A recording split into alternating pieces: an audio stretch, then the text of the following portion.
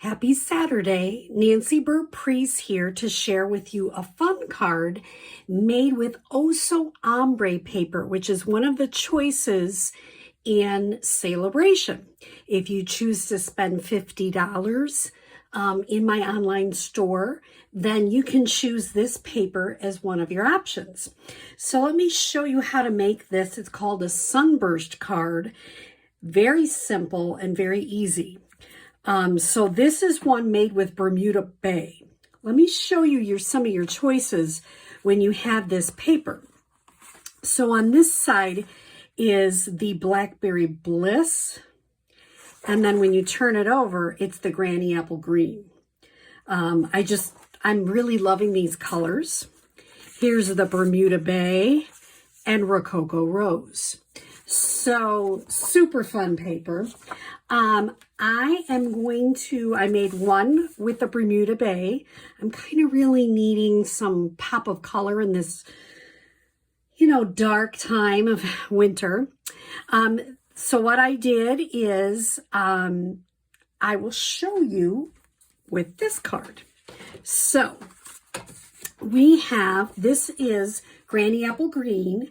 It is 5.5 by 8.5, scored at 4 1/4. Then I have black, which is 4 by 5 1/4. 4 by 5 1/4. And then this one is 3 3/4 by 5. So we'll put these aside for a moment. What I did is I took strips of paper. Let's see if I can find two that match, or close enough anyway. And what I did with this paper is this one matches. I put it in my paper cutter and I made it into triangles. So how did I do that? The paper is 1.5 inches wide and it is 5 inches long.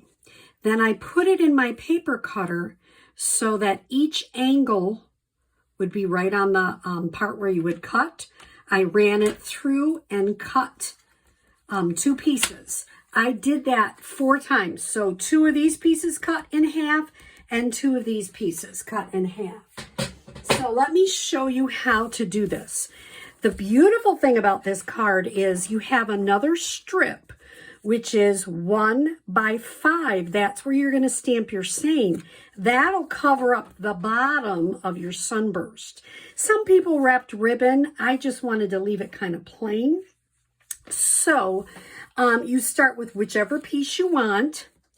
If you get a kit from me, I also gave you a stripe for the inside piece, like I have here. I'm going to set that strip to the side, because we're not going to use it right this minute. And I'm going to start with a bright one right in the middle. If I were you, I would use green glue. We call it Tombow. Let me see, what is it called? Tombow Mono Liquid Glue. I always call it green glue. A lot of people call it green glue. And I have a brand new one here because it seems like every time I go to use this with you, it's falling apart. So I would use green glue just because it gives you a little bit of wiggle room. The other thing that was a great idea, and I'm trying to think where mine are right now, is to use a backing. Well, I finally found my silicone craft sheet.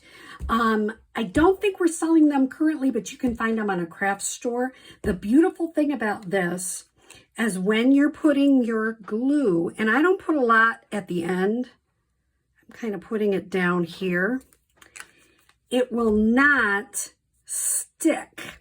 So I kind of move it off and I take my white sheet and I'm going to put the first one down. And it has a little wiggle room, but it won't stick to the mat, which is the beautiful thing. And then I'm going to put the next one on. And I kind of probably put too much glue up to the top. We'll see. And you can slide this right over so it's right next to the other one. And you're going to continue going around till you fill up most of the space. I don't know why I start on one side. You don't have to do that, but I do. And if there's a little extra, you can just wipe that part off, especially at the bottom. You won't even see it.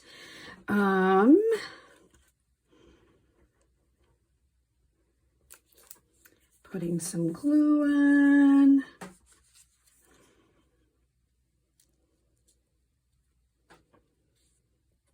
And see, I have a little wiggle room, so I can move that. I'm going to start on the other side.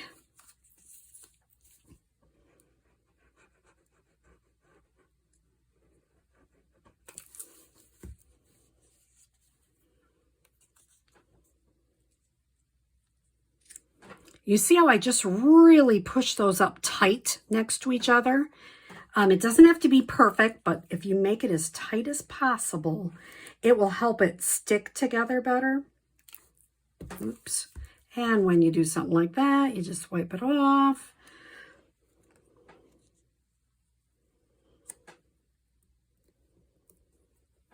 Moving it. That glue allows me to move it a little bit.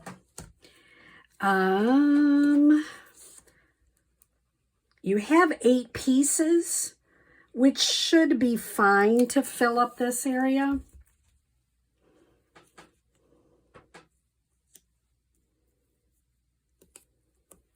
Now, I lay this down and say, okay, which side needs a little bit more?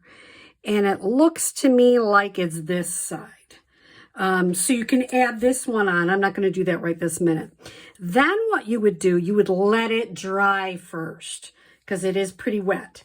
And then I would take, because see, this is all wet, but it's not sticking to my silicone craft sheet.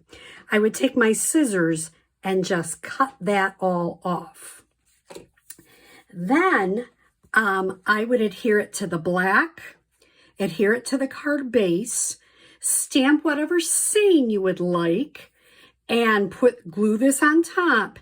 And then I'm going to give you some gems. You can put as many gems as you want. These are from the holiday gems. I'll probably use some rhinestones. And you got a quick and easy card with a little part on the inside. So I hope you liked learning how to make a Sunburst card. Thank you.